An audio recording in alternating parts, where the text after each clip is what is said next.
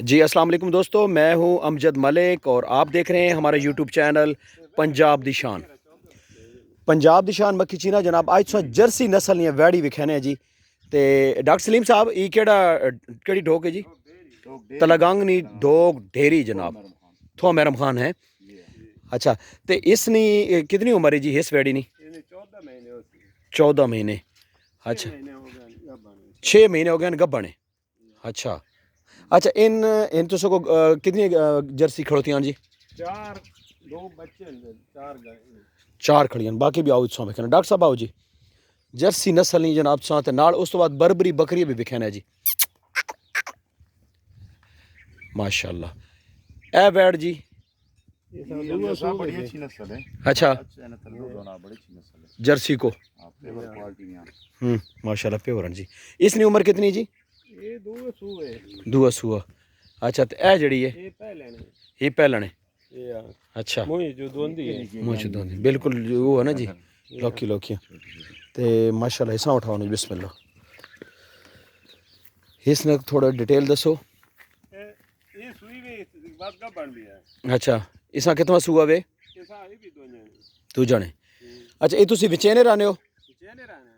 अच्छा, तो कोई वेच भी चुरी नहीं दाना है। ठीक है। तुसी एक तो अपना सब तो पहले रबता नंबर दो जी, कॉन्टैक्ट नंबर तुसी के वे?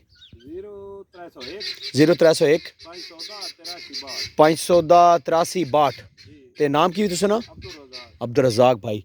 अच्छा, इन्होंने डेरे ते जनाब खड़ियां जी जर्सियां, 4 गायें खड़ियां ते बच्चे भी न कमन ते दोबारा गब्बड़ माशाअल्लाह प्योर चीज़ जी, प्योर।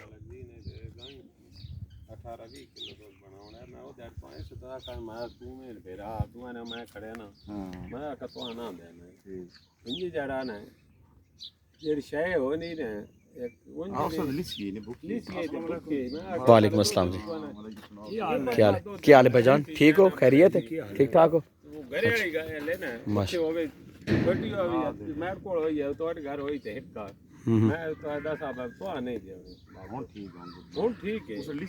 अच्छा, ये तुसे कित्थों आंदी यही नस्ल जड़ी?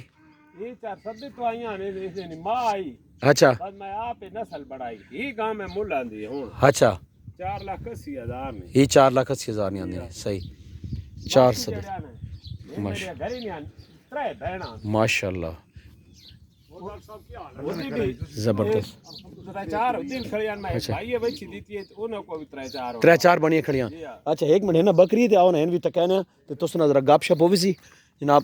ही इन टैडियां टैडी बकरियां तुसां वेखियां जी इस वीडियो ने विच माशाअल्लाह। इन कथों आंदियां ने? अच्छा, लाव्यो ए नारे जी नको ते ए जनाब एक और खड़ी वे। अच्छा माशाअल्लाह जी। तुसी इन्हां जी दोस्तों रब्ता करो जी, माशाअल्लाह बड़ा खूबसूरत जे डेरा। ते इस तो बाद नैक्सट जी वीडियो असी जनाब दुंबे वास्ते निकले, बड़ा खूबसूरत जे डेरा इन्हां ते इन्हां को बेडा भी है मन। अच्छा, तुसा गाई दोबारा तो कहने जी, बड़ा खूबसूरत जे जनाब इस इलाके ना व्यू असी तो गुजरने ते मैं आखा जी चलो तुसा जड़ा ने इन्होंने ये शौक विखे ने।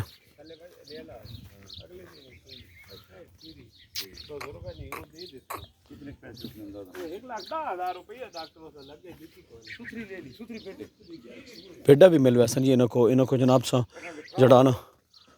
तो इस वीडियो ने अख्ताम कर दें जी। वीडियो अच्छी लगे लाइक शेयर ज़रूर करना। जर्सी नस्ल ने प्योर गावां विखाइयां इस वीडियो में। अल्लाह हाफिज़।